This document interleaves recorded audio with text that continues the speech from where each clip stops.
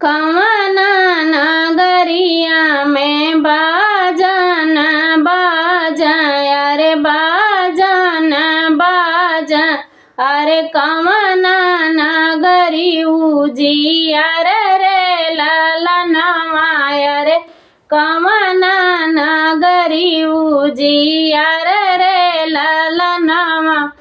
कवन राजा अपन बेटी संकल्प, अरे बेटी संकल्प, अरे कई लाख देल दहेज रे ललनवा, अरे कई लाख देल दहेज रे ललनवा।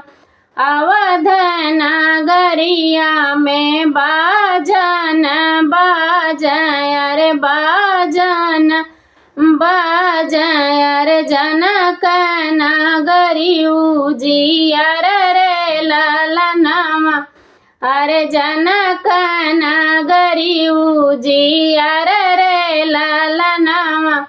राजा जनक अपन बेटी संकल्प, अरे बेटी संकल्प, अरे 9 लाख देल दहेज रे ललनवा, अरे 9 लाख देल दहेज रे ललनवा।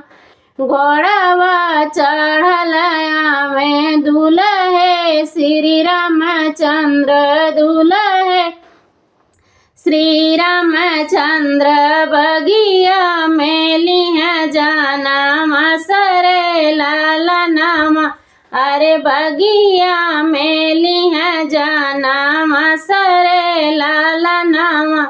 राजा दशरथ आवा मातल हथिया, अरे मातल हथिया, अरे चमर डोल चरी ओर रे ललनवा, अरे चमर डोल चरी ओर रे ललनवा। सजी गाए हथिया हो, सजी गाए घोड़वा हो, सजी गाए घोड़वा, अरे सजी गाए सगरो बाराती रे ललनवा, अरे सजी गाए सगरो बाराती रे ललनवा। दुल्हे का घोड़वा अरे असनीक लागे, अरे असनीक सजी गए, अरे सोनवा का दोहरी लागा मेरे ललनवा, अरे सोनवा का दोहरी लागा मेरे ललनवा। जाई बरतिया जनक द्वारे पहुँची, जनक द्वारे पहुँची, अरे होई गए जनकपुर उजियार रे ललनवा, अरे होई गए जनकपुर उजियार रे ललनवा। सब सखियन मिली गारी के गाँव में, अरे गारी के गाँव, अरे लेके दशरथ जी का नाम रे ललनवा, अरे लेके लक्ष्मण जी का नाम रे ललनवा, अरे लेके भरत जी का नाम रे ललनवा, अरे लेके शत्रुघ्न जी का नाम रे ललनवा।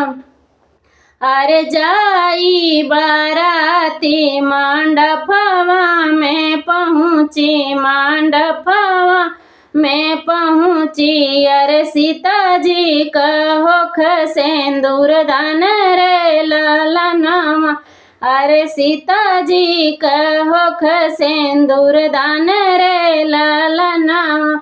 अरे राम जी का होखला बियाह रे ललनवा, अरे राम जी का होखला बियाह रे ललनवा।